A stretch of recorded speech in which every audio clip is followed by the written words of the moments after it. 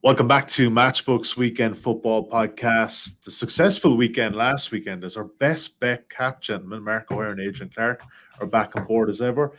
My colleague Dan tweeted about it on Saturday before the Tottenham game. It was 3.4 with us, and it was 3.0 with Bet365. So not bad angle. And we do preach, if you're backing this week, you can see it in the podcast specials at matchbook.com.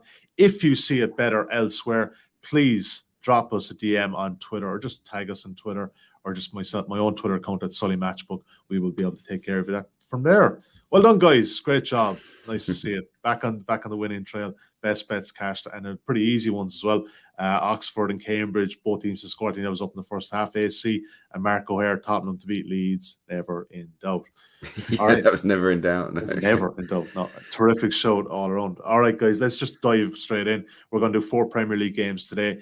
Adrian has 2 EFL selections, Mark has 2 from Europe, and we have best bets thereafter. We're going to start on Sunday, Manchester Derby at the Etihad, Manchester City to take on Manchester United. And let's take a look at the betting as we have it at matchbook.com on this Thursday morning. You can back City here at 1.42, United at 8.8, the draw available at 5.1.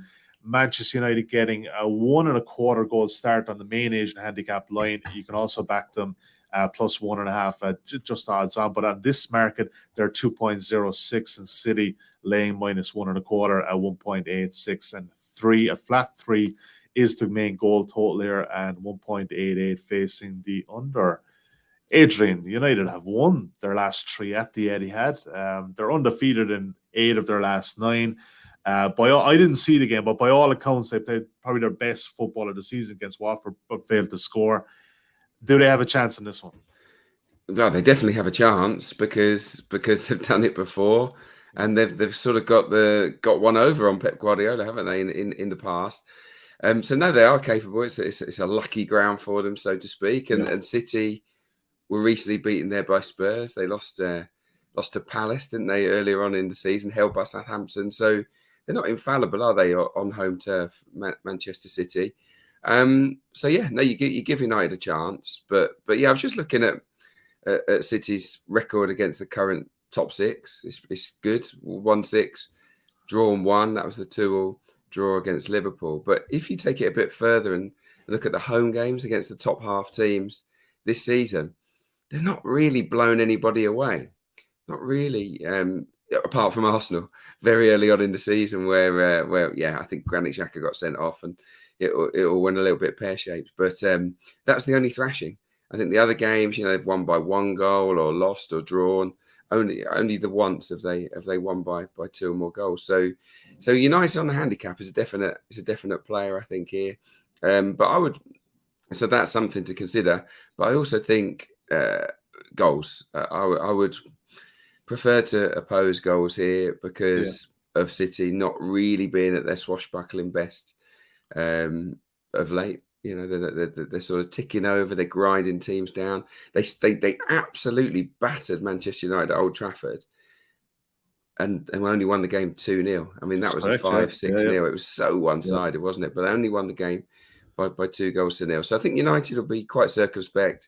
They'll do their thing, look to keep that clean sheet and nick something on the break, and it's up to City to go and find that imagination. I mean, Sterling and Mahrez, the 2 leading scorers, haven't scored against Manchester United, have they? So it'll be interesting to see whether that factors into Pep's starting 11 as well. So yeah, I think under 3 goals appeals to me because 3 goals and you get your money back. That does appeal to me, but I wouldn't argue against United on a pretty big handicap because City aren't thrashing anybody at home. Yeah, in the top half. Sorry, they've absolutely battered Leeds. They're flat track bullies for sure. Yeah, absolutely. Yeah, no, I take the point there. Mark, Adrian kind of touched on it there in terms of the last game at Old Trafford, and it's a very valid point. And you could definitely make the argument that United are a hell of a lot more solid than they were back then. That was obviously one of the last games of the O'Haire regime. So would there be enough going off the last couple of weeks, given the United have had their struggles too, but like Adrian said, City aren't shooting the lights out of late. No, they're not. And Adrian talked about the head-to-head record, particularly at the Etihad. But this has been a fixture in the last sort of 6-7 years where the home teams do not prosper. It's really bizarre in that sort of sense. There's been, I think, 2 home wins in the last 13 league meetings. If you include the League Cup, it's been 3 home wins and 17 meetings between these two teams, which is really quite bizarre. It's hard to kind of work out why that is. And if you look at the market, or before you even look at the odds, just look at the league table, look at all the underlying metrics. The fact that City are going for back-to-back league titles, Champions League finalists, United haven't won a trophy for almost 5 years.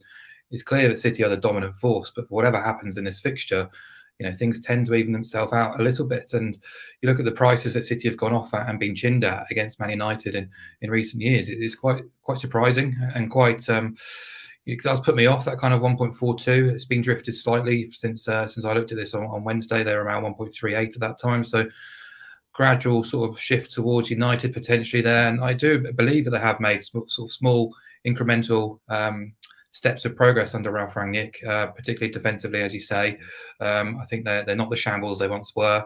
But obviously in the final third, they have dropped points because of missed chances and failing to take their opportunities against some lesser teams, shall we say. But they are generating chances. They've created expected goals tallies of 1.5 or better in 10 of 13 Premier League games under Ralph Rangnick. I've got them ranked 4th in terms of almost all the major metrics during his stint there as well.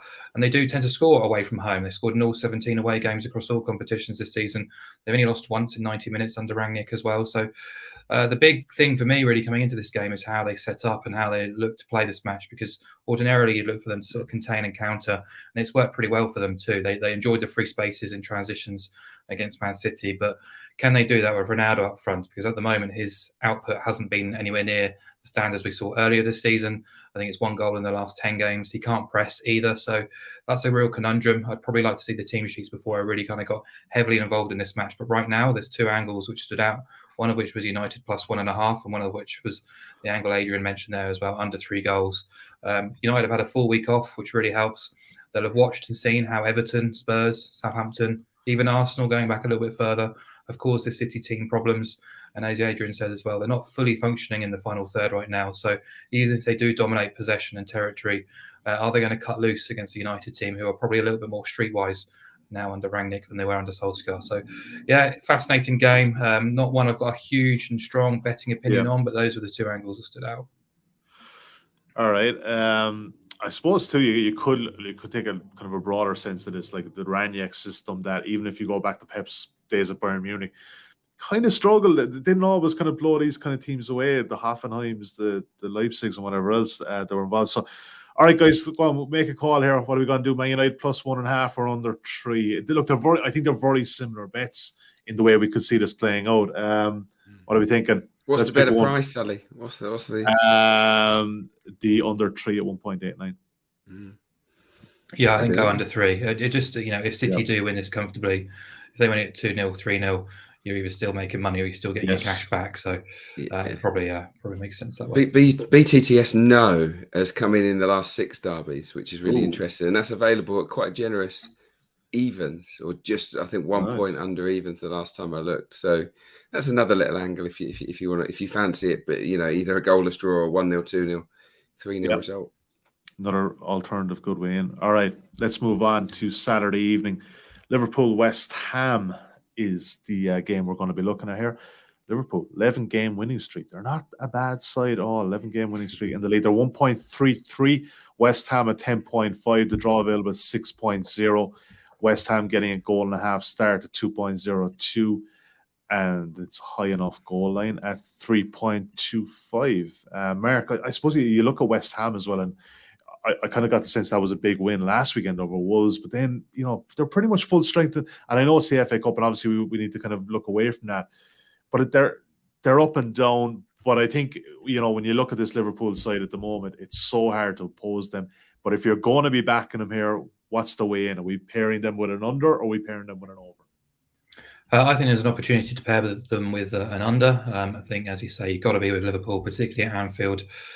Obviously short prices, so you have to be a bit more inventive, but I'd rather be with Liverpool at these prices against West Ham than Man City at the prices against United, which we just talked about. And I think Liverpool to win on under 4.5 goals gives us a lot of leverage, really, largely because it's been quite a taxing week for Liverpool. The emotions and the physical expenditure of last Sunday.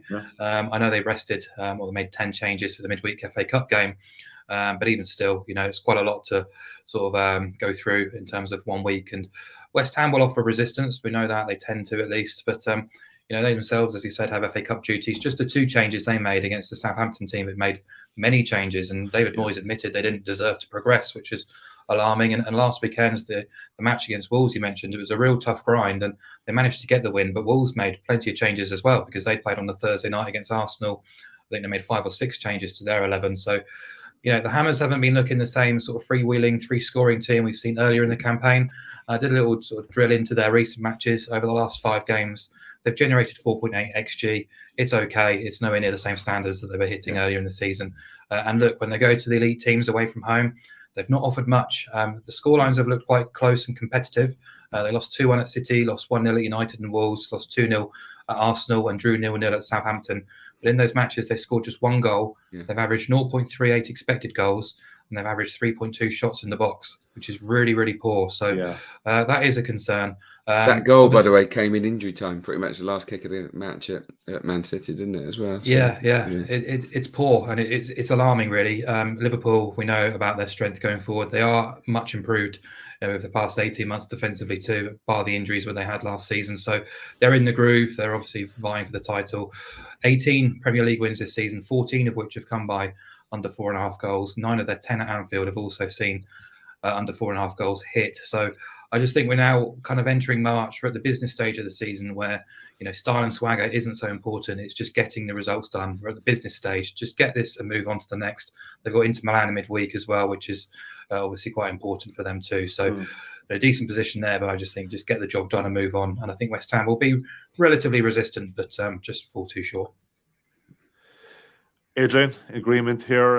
The only way in is Liverpool. And look, I think actually those goal lines have been nibbled a small bit. I think it's about 1.73 on the 4.5 now. Look, you guys did this last night and it was a bigger price, but just for the interest of clarity, we don't want to be leading anyone astray.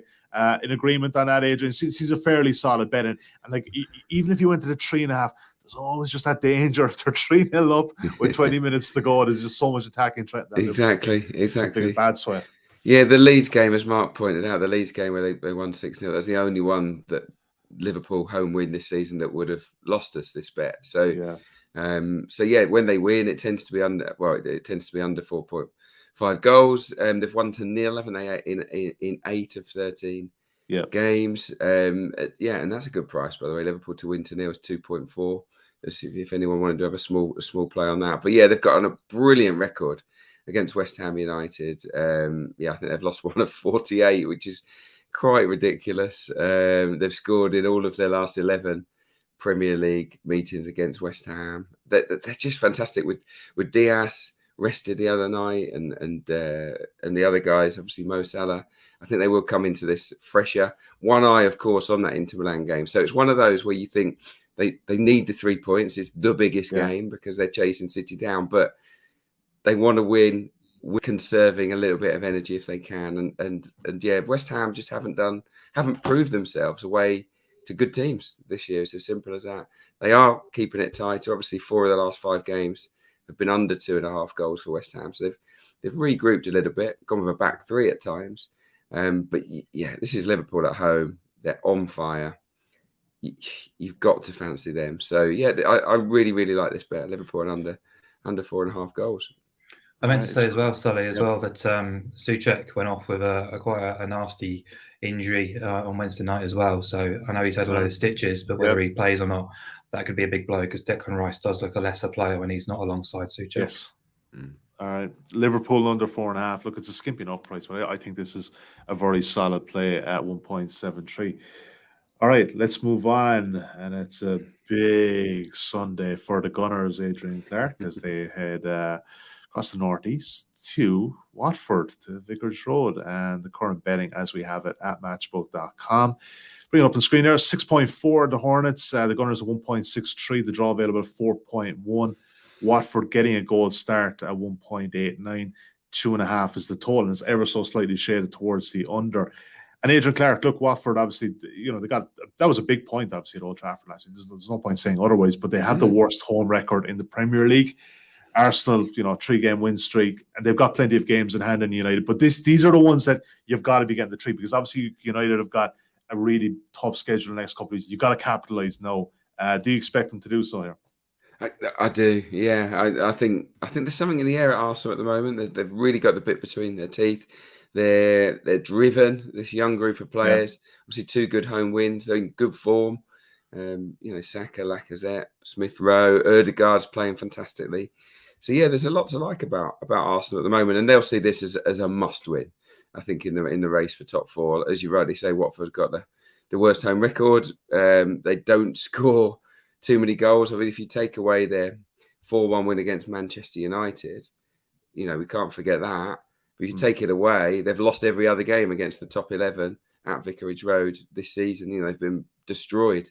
The last 2 home games, I think they were outclassed really by Palace and by Brighton. So I would expect Arsenal, if they've got the right attitude, to sweep them aside. They just don't score many goals, do they, Watford? But I think they've got 4 goals in the last 10 games. But they've got that clean sheet mentality. Obviously, three under Roy Hodgson already. I think he's got 3 clean sheets in 6 games, and it took 38 games, which is a whole season, for the previous 3 clean sheets for Watford. So it's amazing, really, what he's done in terms of tightening them up, because they're not great individuals. I don't think those defenders are outstanding by any stretch. So they've had 6 blanks in home games, Watford, this season out of 13. So yeah, you've got to fancy Arsenal, who have always scored against Watford in the Premier League. It's a cheeky little stat for you: 15 Premier League meetings, they've never failed to score. So hopefully I've not tempted fate there, but yeah, they'll be looking for 16 in a row there. And yeah, I think they'll win the game. I mean, Arsenal to win to 0 is quite tempting. I looked at that price. That was 2.5. But yeah, I quite like, just to cover yourself in case Watford did get one.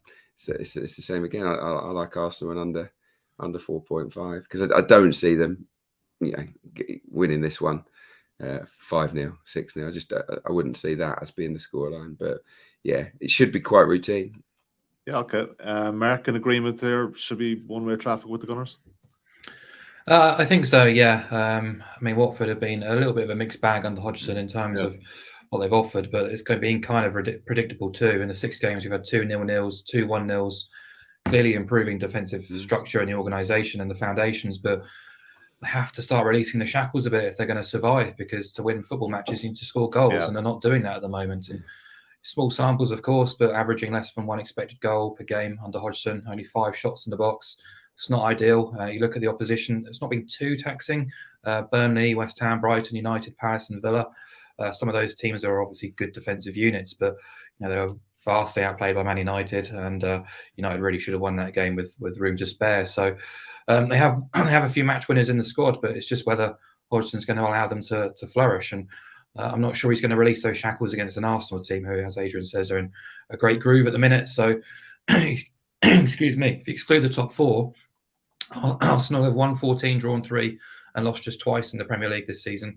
And actually, if you exclude the top 3, Arsenal are top of the pile for points earned, but also XG process as well. So they tend to do their business against the lesser lights in the Premier League.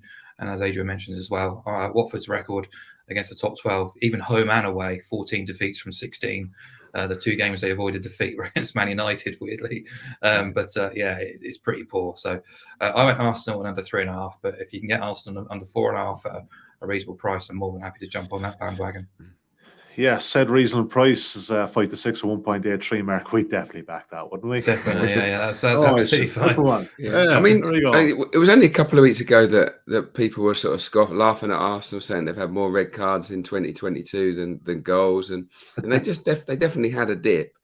But you look at the 10-game form table in the Premier League; they've got 22 points. The only teams above them are Liverpool, 1 point more, 23, and City, 25 points. So yeah, across a reasonable sample size, 10 matches in the Premier League, Arsenal are doing very well indeed. So yeah, I'm just hoping they can keep it up. Yeah, I think they will. Look, let's be honest about it. So Watford, no great shakes. They should have enough there. And look, Arsenal, plenty of firepower to get it there. Arsenal and under 4.5 at 1.83. So is the selection. Let's move to Saturday's early kickoff. Jesse Marsh arrives in Yorkshire from Leipzig. A few months put out the pasture. And Mark, I'll get your take on that in a second. The 1.82, you come back to Foxes here. Leeds United are 4.2. The draw available at 4.1. Leeds United getting 3/4 of a goal start on the main Asian handicap line at 1.84. You can back Leicester there on that same line, minus 3/4 at 1.99, just under evens. And 3. It's a flat 3, which I'm kind of surprised with, because obviously Leeds games, there's just lots of goals in them. And Mark, with Marsh coming in, look, I'm not going to lie, they've got a relationship there with Victor Orta and whoever else. But like, I was kind of surprised by this. And again, look, he came from Salzburg, he went to Leipzig, he's in this Red Bull model a lot. Obviously, prior to that, in with the New York Red Bulls, but. Like, you would have thought that you would want to see maybe a bit of a departure from Bielsa ball. There's obviously some correlation there, but defensively, his Leipzig teams were really poor, and I don't know if this is automatically going to shore up this Leeds United rear guard. What are you thinking on this? Or am I way off? No, I think there's positives and negatives to me. Firstly, I'm just gutted that Bielsa's gone. I thought Leeds stood a better chance of staying up with him in charge, and I think results and performances against Man United and Tottenham are kind of irrelevant when you're talking about Leeds and Bielsa, because they're routinely beaten by the big teams. That's kind of a given. What he does give you is a real fighting chance against the bottom half teams, and an ability to pick up points in those battles. And he was robbed of key players throughout the whole season. Yeah. Some will say is fitness regime would have contributed to that. Of course, you have to bear that in mind. But yeah. Cooper and Phillips are due back in the next couple of weeks, so surely he deserved the opportunity against some of the more winnable opponents with those players back. They were so bad, Mark. They were so bad, weren't they? They were so vulnerable. Do you not think? Like, it felt to me like the whole man-to-man marking setup was. Yeah, but I think we've seen that. We've seen that as well last season. It happens. It can happen with Bielsa teams, but I think it's not so long ago they went to West Ham with a scratch team and turned them over convincingly too. So, it swings and roundabouts really, and I just think it's any manager in charge of Leeds with the current team, bearing in mind most of those are Championship players which he's brought through, I think would have been outclassed against United and Tottenham. Possibly not quite so bad, but there we go. Jesse Marsh, I think the big positive for me from his appointment is the similarities and how he will look for his team to play. The big fear is replacing Bielsa mid-season in a relegation battle, having to try and reset those players' mindsets who have been sort of robotically programmed for 3-4 years to play in a certain way. And I think that's the positive is Marsh will demand a positive, a proactive approach, quite a direct approach too, but he won't be quite so wedded to the man-to-man system, but he will ask his teams to press high. There'll probably be a bit more fluidity to his organisation from set pieces. But I think that's the saving grace really, is it's not going to be a complete change in system and style. It will be subtle. But this is a big job for Marsh, being parachuted mid-season into a relegation battle. How much can he exchange? How much can he change week to week? It's probably unlikely there's going to be a massive change in what Leeds produced this weekend at the KP. So I thought it'd be business as usual, to be honest. Unfortunately, the bet I had outlined has been sort of bet in too short now. It's around 1.67, I think. It was over 2 3/4, which I thought was almost a given, really. Only Liverpool's matches have produced higher goals per game rates than Leeds or Leicester. And if you combine the two teams' records this season, 33 of 50 have gone over 2.5 goals. That's 66%. 40% went over 3.5, and both teams to score have hit 65%. They've managed 7 clean sheets between them. So, I know Leicester produced a really good display midweek at Burnley, kept a clean sheet and played very well, but they're still missing key personnel in defence. However, they are looking close to full strength going forward again. So Leeds could be anything, couldn't they? And I think that's the beauty about Leeds over the past 18 months is you never really know what you're going to get from them in these kind of matches. So I'm not expecting a negative performance, put it that way. I'm expecting goals, but possibly in Leicester's favour, unless Marsh can do some sort of magical work in a few days in charge at the training ground. But the Leeds might be a morning, which might be sort of a real kind of concern as well. So I thought just go goals, but Leicester obviously the favoured team here. Yeah, Adrian, come on, give me your thoughts on this Marsh over Bielsa thing before we get into the actual nitty gritty of a bet. What are you thinking there? Well, stylistically, not too dissimilar, is he? I was looking at Leipzig's PPDA, which is passes per defensive action. It's like a gauge of how well you press, how few passes you limit the opposition, and Leeds top that in the Premier League, and Leipzig are ranked second in the Bundesliga, and obviously a lot of that is down to his work earlier on in the season. So they'll press, they'll be good on the transition, but he has to drop the man-to-man stuff. It honestly, I commentated on the game last weekend against Spurs. It was just carnage, absolute carnage. I mean, I'm sure you saw the game, but just any kind of runners. I'm Especially gonna throw one at you though. Do you remember that Champions League one that Eddie had? Was it like 6-3 game or something like that? Like I would look at that. This is my worry about Leeds defensively. I would have a look at, because no, I will say that definitely the Leipzig players hadn't really bought into him. Obviously this year, Yeah, you know, I know that. he was a bit more vertical. But like I kind of look at that game. That's why I'd be worried for Leeds in certain areas, you know, because it hasn't been great defensively anyway. Yeah. From what I gather, he obviously inherited the team from Nagelsmann, who played a slightly more possession-based style. So the players weren't. He had his ideals. The players had something different in mind, and I think that's why it went pear-shaped. Yeah, maybe so. The advantage is that Marsh will inherit a group of players that are used to his style of play. So there'll be obviously 1 or 2 modifications, but they'll be on board with it. They'll be fit enough to do it. And actually, if he does drop the man-to-man stuff and just presses in a sort of more structured manner, then it could be really, really effective. What I'll say about Leicester is that for all their, they've had a mare this season, haven't they? They've been poor, but in 2022, there are definite signs of improvement. I think they've left a few points in matches. They've been quite unlucky. Obviously, the Spurs one really stands out. The West Ham one, they could easily have picked up, I think, 6 or 7 more points than they've got. Good performance against Burnley, very professional. Could have been more. I mean, Nick Pope was absolutely on fire for Burnley in that game. Vardy's back. Maddison off the bench looked sharp. Harvey Barnes was outstanding in the game. So I think, based on what I've seen of Leeds lately, they're just not at the same level as a Leicester City, even a mediocre Leicester City by their previous standards.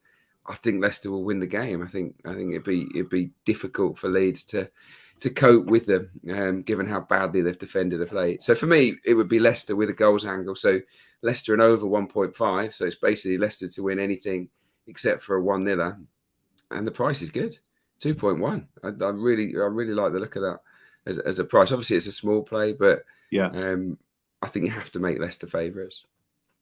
Mark, I know you were saying previously the main goal line you were looking at was 2.75. When you were chatting about it yesterday, 1.73. It's obviously clipped into 1.67. A flat 3 is 1.87. Would that be enough to get you there, or would you be more kind of inclined in terms of the value to maybe go with Adrian with a Leicester and over 1.5? Quite happy to go with Adrian. I think an over 3 goal line is stretching it a little bit. You need 4 goals just to get paid. It's not really my kind of jazz. So depending on the fixture. So happy to go with that. All right, let's do a very quick recap of what we have so far for the Premier League. Don't forget insights.matchbook.com. Because we do rattle through a lot of games. We could have like 2 EFL, 2 European, 4 Premier League bets. So you're not expected to remember all of them. And I know sometimes life gets in the way, so you don't hear the podcast, insights.matchbook.com. But a recap now, we have Manchester City and Man United. We're taking under 3 there, 1.89. Don't dislike Manchester United getting a 1.5 goal start. The next game, Liverpool, West Ham, we're taking Liverpool and under 4.5. That's a very strong selection there at 1.73. Arsenal and under 4.5. The earlier game on Sunday is 1.83, and we just discussed it there. Leeds and Leicester. Leeds away at Leicester. Leicester to win and over 1.5 is at 2.1. All right, Mr. Clarke, take us to the EFL. You attacked an Oxford game last week. You're doing something similar this week. You do love Oxford. They're high-scoring games, and you fancy them. It's a big price there, Oxford to win against Burton and over 2.5 goals, 2.62. Yeah, I'd be more comfortable if we could get the over 1.5 on the pair, but I don't think we can get that on Matchbook at the moment. But yeah, over 2. Leave it with me. I'll get you. Well, okay. Yeah. But look, over 2.5 is as short as 1.7, 1.71. So there's a strong feeling that there'll be goals in the game, and Oxford are a very strong home team. They've got the second best home record, actually, Oxford, in League One, behind Rotherham, who are definitely heading towards the Championship. Oxford are good flat track bullies. When they come up against good teams, they struggle. They don't struggle to score. They can score against anyone, but because they lack defensive players, Carl Robinson wants to put 7, 8 really attack-minded players in his 11. They come undone. But against the weaker sides, and Burton, our bottom half under Jimmy Floyd Hasselbank, just got spanked 5-2 at Sheffield Wednesday in midweek.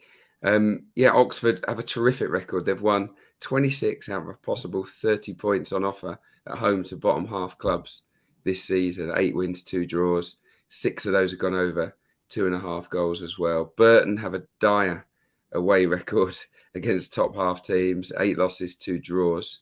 And 6 of those games were over 2.5 as well. So Burton are quite accustomed to going to the better teams, coming up short and taking a little bit of a pasting. So yeah, for me, I mean, you could just go with over 2.5, but I think it's a bit more fun to go with Oxford and over 2.5 goals. And it's a nice juicy price, isn't it? So, but the 1.5 just keeps the 2-0 out, 2-0 on side, doesn't it? So if we were to get a price on that, it'd be interesting. So look, I'll give you an opportunity, to kind of change your play here, because we're obviously, we're very reactive and we're kind in that sense. Adrian, I'll never lock you in a bet.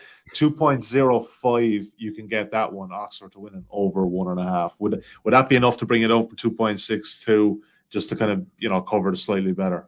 What are you thinking? It would, I think. Yeah, I'm confident that they'll be over 2.5, but it's still odds against. Another stat I didn't chuck in: Burton, no clean sheet in 16. Oxford are going to score in this game. It'll be staggering if they didn't. Yeah. So yeah, I think just to keep the 2-0 on side, we'll go with over. Yeah, look, and producer Dan has already updated the banner there. Oxford Love over it. 1.5 or more. 2.05. Efficient work. I love it. All right, your other EFL selection, Crawley, Scunthorpe. You expect goals here at 1.8, Crawley over 2.5. Yeah, Crawley love a goal. They're home, especially at home. I think they've got a very high average, 2.81 average goals in home games at Crawley. 11 of 16 matches at that stadium have gone over 2.5 goals. There's been both teams have scored in 12 of 16 at home to in Crawley home games. So they don't get that many clean sheets, but they almost always get 1 or 2 goals. Sometimes a few more.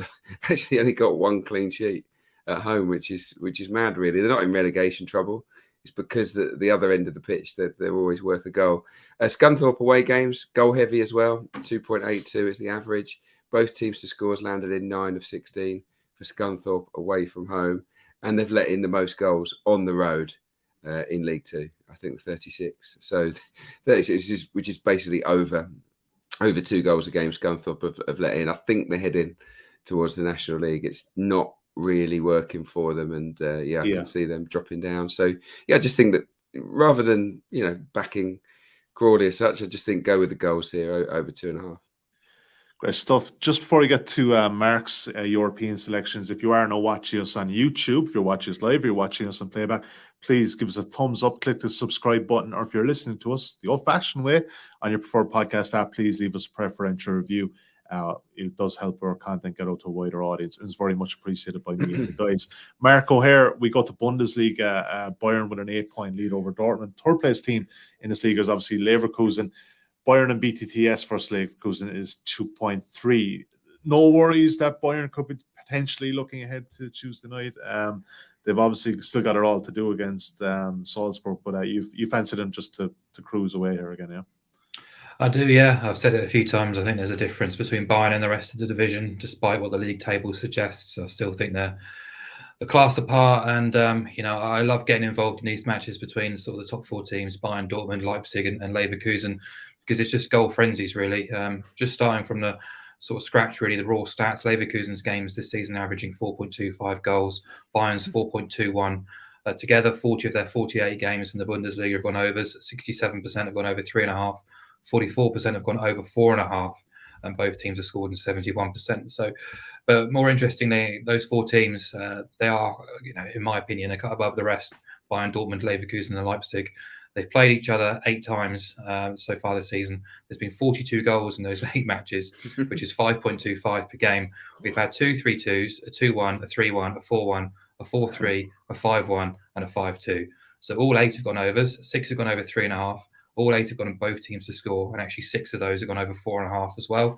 And the reason I like Bayern, they just tend to come to the party in these fixtures. If you look at their record, surprisingly so, considering how they've sort of tripped up a couple of times this season, they've actually got a 100% record against the top half this season.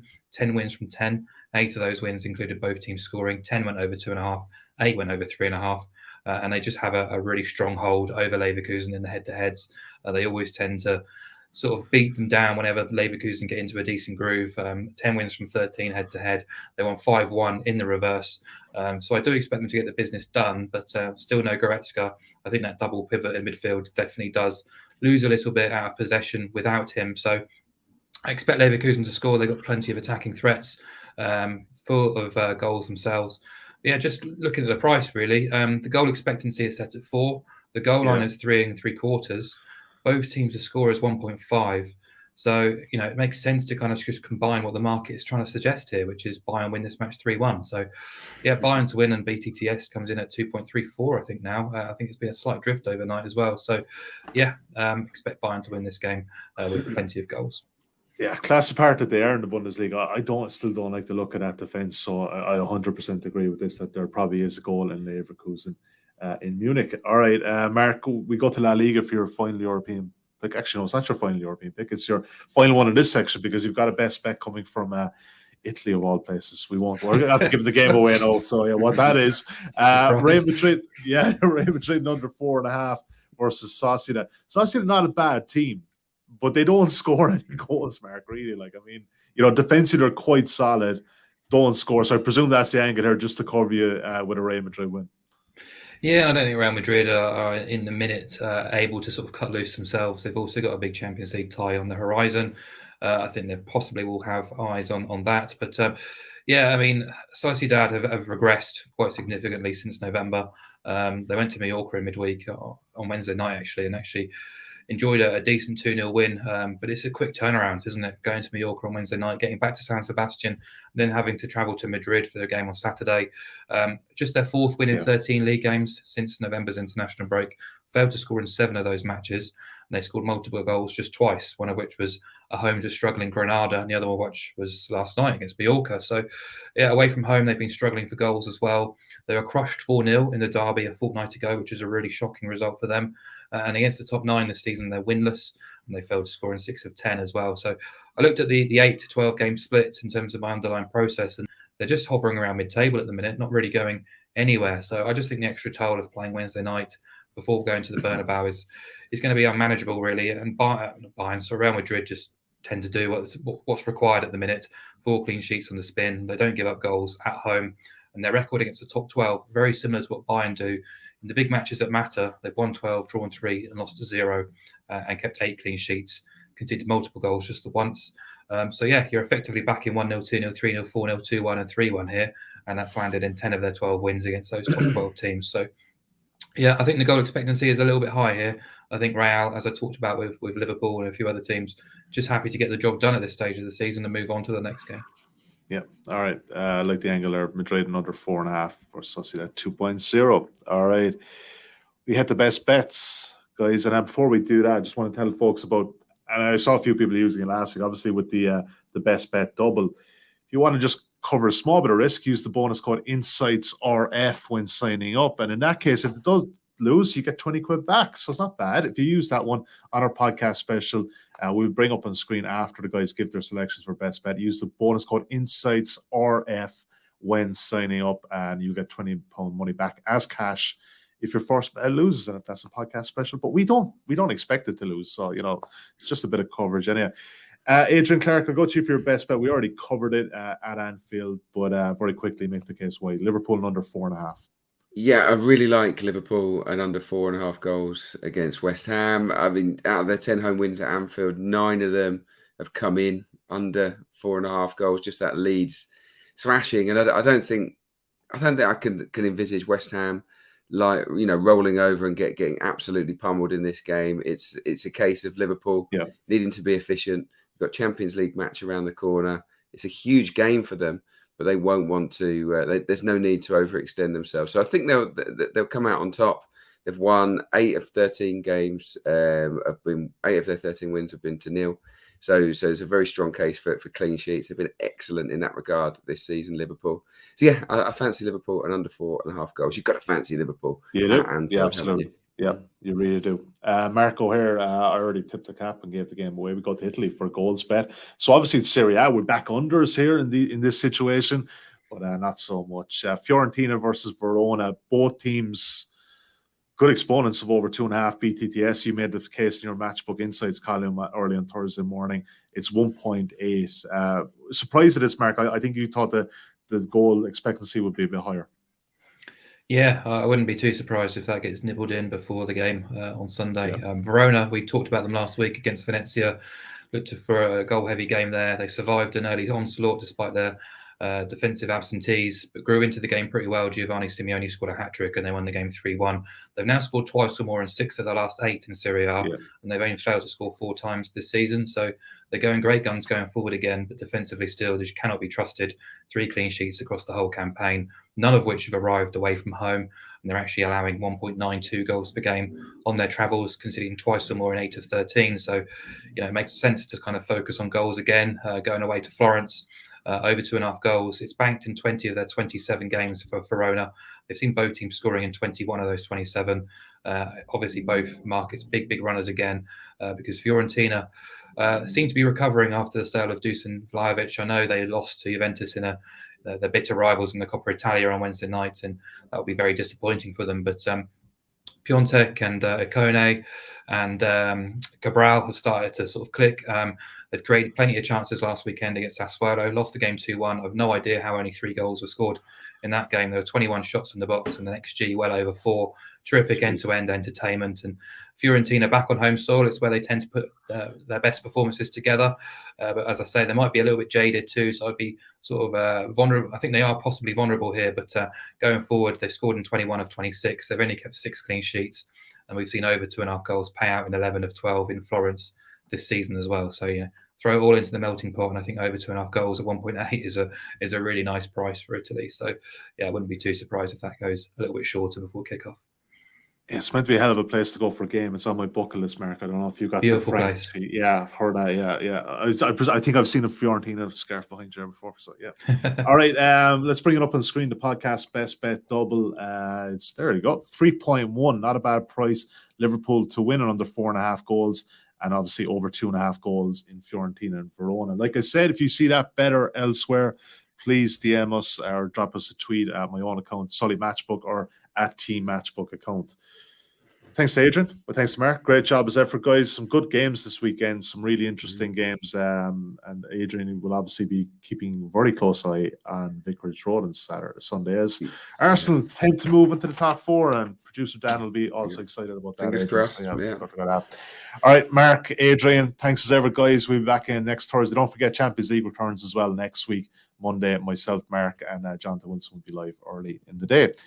Best of luck with your bets. And don't forget insights.matchbook.com. Check out all the bets out there and the details of that sign-up offer. And until next Thursday, goodbye for now.